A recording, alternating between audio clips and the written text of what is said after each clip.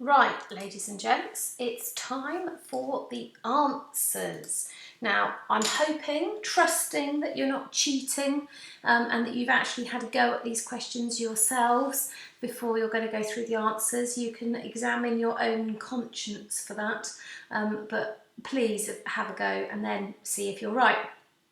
Okay, so without further ado, a ria is a submergent landform. I will give you a mark for that.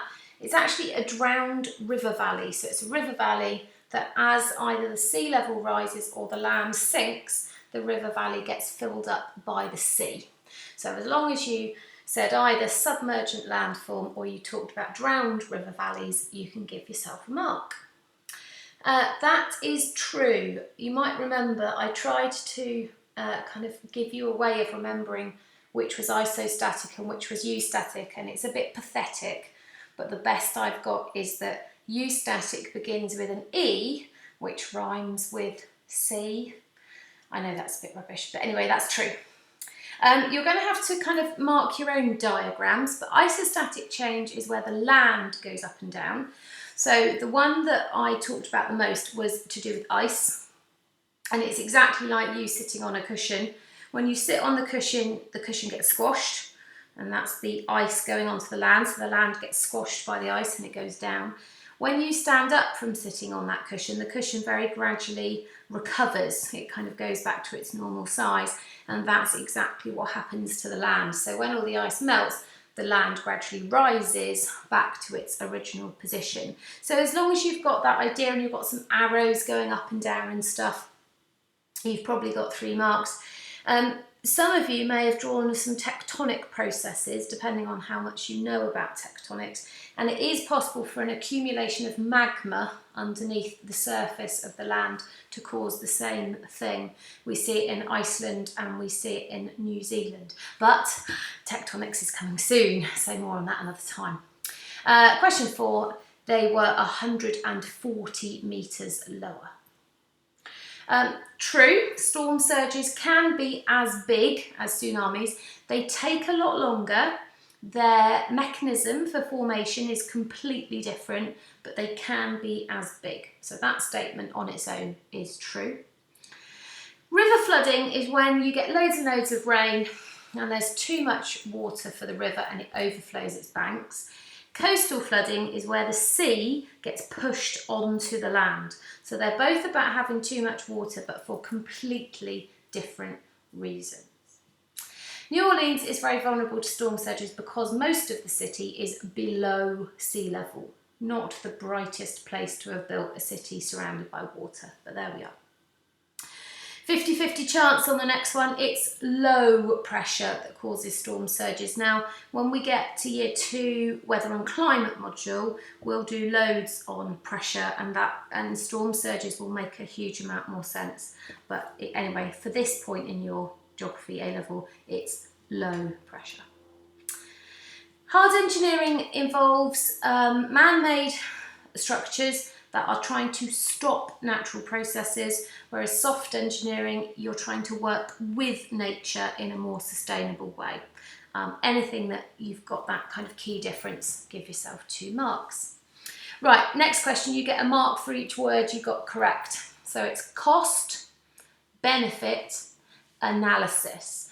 And what it is it's where you weigh up all the costs, economic costs, how much is it going to cost for us to protect this bit of coastline, versus the benefits, how much money is going to be made for businesses, for property values, for tourism. You try and kind of work out what the benefits might be in financial terms. You work through the analysis and basically it tells you whether you should do any management or not. Okay, there are 4 basic types of management. 2 are missing, and the ones that are missing are managed retreat and hold the line. Managed retreat and hold the line. So managed retreat is where you've kind of accepted that you are going to lose that stretch of coastline for whatever reason, but you manage that. You don't just let nature take its course, you intervene as necessary. Do nothing is exactly what it sounds like. Advance the line is building structures out into the sea, usually offshore breakwaters are the best example. And hold the line is what lots and lots of towns and cities have. It's right, here is the current line between where the sea is and where the land is, and we want to keep that line for as long as we possibly can. Lyme Regis is an excellent example of hold the line. Right, coastal barrages. They're a bit weird. So when we went through all of your different management options, pretty much every one that we talk about is for stopping or slowing down erosion. Barrages are not. So barrages are usually either to protect against storm surges, which is what the Thames barrier is there for, or in Cardiff, they've done it to stop the tide to allow for urban rebranding, because they decided that Cardiff Bay was not particularly attractive when the tide went out, and it sort of is much nicer when there's loads of water. So generally it's to protect against storm surges. You could say to protect against rising sea levels, because that would be another potential use.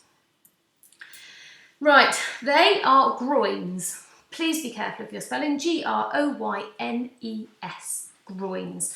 They're trying to stop longshore drift and keep the beach in place, because beaches are natural coastal defences. If you've got a beach between the sea and the land, if there's a storm, all of the power of the sea is taken out on the beach and the land behind is protected. They're revetments. Revetments are kind of the, I don't know, not weirdest, they're just lots of different ways of doing revetments. You can have stone ones. These are the most common. These are wooden revetments. So the idea of this is what they do is they are going to act as a source of friction for waves. So remember that waves break because the bottom of the wave slows down and the top of the wave doesn't, and they sort of trip over themselves in the same way that humans trip over.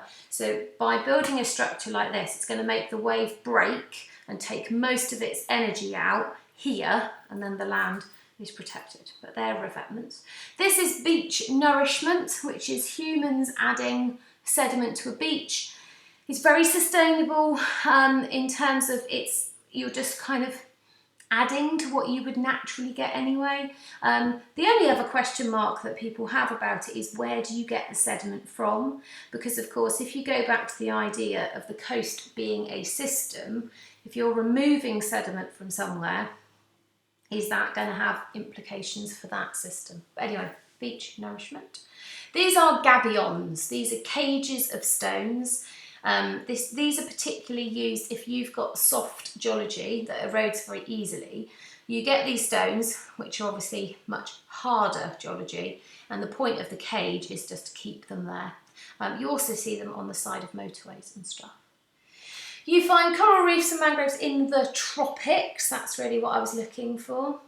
Benefits of them. Okay, so they are ecosystems. They have an ecological benefit. Mangroves clean the water, so they get lots of sediment out of the water, which is important for the coral reef because it needs to photosynthesize.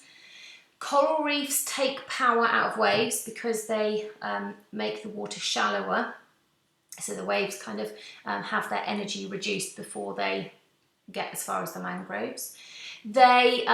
Mangrove roots act as a nursery for baby fish, so the fish kind of grow up in the safety of the mangrove roots before they grow up and go off to the big bad coral reef when they're old enough. What else? I suppose you could talk about carbon sinks, because they're both kind of plants that photosynthesize, that sort of stuff. Calcium carbonate is what coral reefs are made out of. So yeah, nice link there to the carbon cycle. You get a mark for each word that you got correct. So calcium carbonate.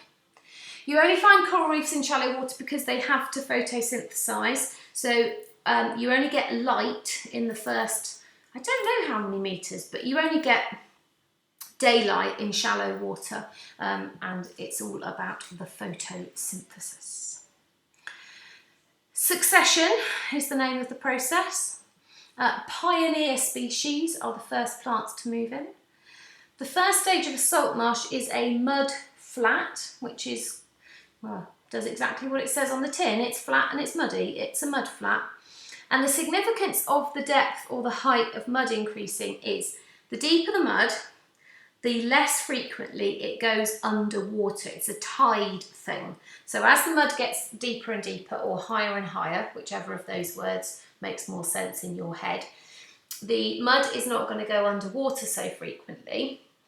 And what that's going to mean is that more and more plant species can survive.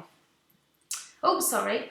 Dunes get older inland, so as you go from the beach inland, you're kind of walking through a succession with sand dunes. It's a bit weird, isn't it? But that's what the case is.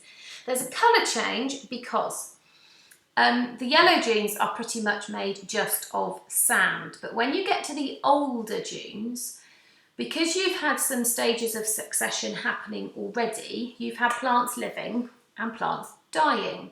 And you might remember from the carbon cycle, we talked about dead organic matter. You might call it humus, H-U-M-U-S. That changes the colour of the sand. What's basically happening is it's becoming soil. It's not quite there yet. Soil is roughly 50% sand particles or sediment and 50% organic matter. Grey dunes are not quite soil, but what you're seeing is an increasing amount of organic matter as the dunes get older. The plant that dominates in sand dunes is called marram grass. It's really well suited to that environment. It's the spiky one that you will definitely have encountered if you've ever been to a sand dune. And the first sand dunes to form are called embryo dunes. Okay, so it's out of 40. I don't want anyone to get too, worried about this. I've just given you an idea there of marks so that you can have a sense of how well coasts is going for you, because you've probably got a sense in your head of what grade you would quite like to get by the end of the course, and at least this will give you a sense of how coast seems to be going, as long as you didn't cheat, obviously, ladies and gents. Okay, so any significant problems with that, we are going to have a question and answer session at the end of coasts. So if there was a question that didn't make sense or any problems, then make sure you send those questions in to be covered in that Q&A. Right, lovely, thanks everyone.